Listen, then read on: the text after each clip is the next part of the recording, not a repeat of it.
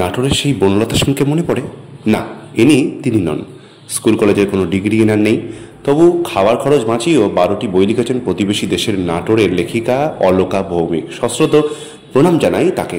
এই লেখিকা কিন্তু গৃহবধূ, বাড়ি বাংলাদেশের নাটোরের বড়াই গ্রাম।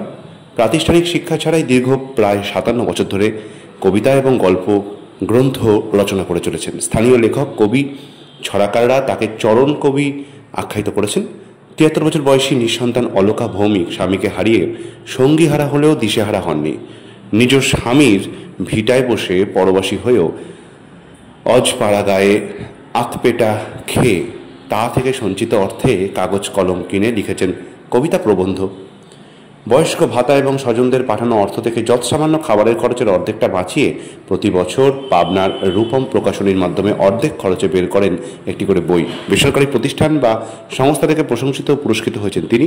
এখন জীবন সায়ান্নে সরকারিভাবে পুরস্কৃত হওয়ার অপেক্ষার প্রহর গুনছেন অখ্যাত পাড়াগাঁয়ের এই চারণ কবি অলকা ভৌমিক। অলকা ভৌমিক জানান, কৈশোর পেরোনোর আগেই 16 বছর বয়সে নাটোরের বড়াইগ্রাম উপজেলার তিরাইল গ্রামে যাযাবর স্বামী বিশ্বনাথের বাড়িতে বধূ হয়ে আসেন তিনি।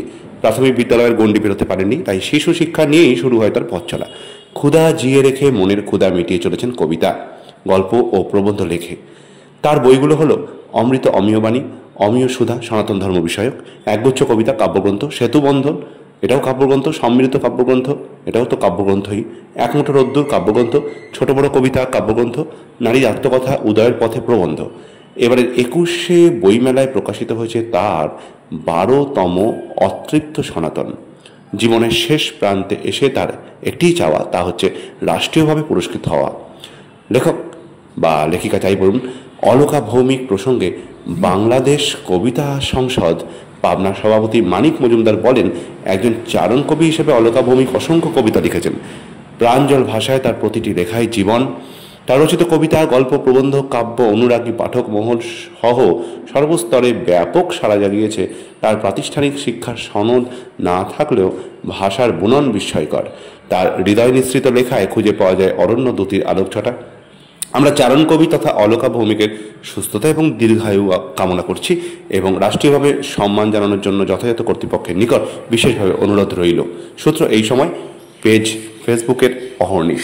আমি জানাই ইনাদের কৃতজ্ঞতা, সেই সঙ্গে আপনাদের জানাই এতক্ষণ ধরে মনোযোগ সহকারে ভিডিওটি বা অডিওটি যাই বলুন না কেন শোনার জন্য, আগ্রহ প্রকাশ করবার জন্য, চ্যানেলের সঙ্গে জুড়ে থাকার জন্য আন্তরিক সশ্রদ্ধ প্রণাম ও ধন্যবাদ। সেই সঙ্গে একটা কথা বলবো, যদি ভিডিওটিকে ভালো লেগে থাকে তাহলে লাইক, কমেন্ট, শেয়ার করবেন বরাবরের মতো। আর এরকম রেগুলার ভিডিও পেতে প্লিজ চ্যানেলকে সাবস্ক্রাইব করতে ভুলবেন না, কারণ আপনাদের সাবস্ক্রিপশনটা আমাদের চ্যানেলের সর্বাগ্রে মূল্যবান, সব থেকে বেশি জরুরি আমাদের চ্যানেলের জন্য, চ্যানেলের গ্রোথের জন্য। তো এভাবেই পাশে থাকবেন, ভালোবাসা দিয়ে যাবেন। আপনাদের খুব ভালো। কালকে আবার নিয়মিত সময় আরেকটা রেগুলার ইনফরমেটিভ ভিডিও নিয়ে হাজির হব আপনাদের কাছে। ততক্ষণ এই চ্যানেলের সঙ্গে থাকবেন, জুড়ে থাকবেন। নমস্কার।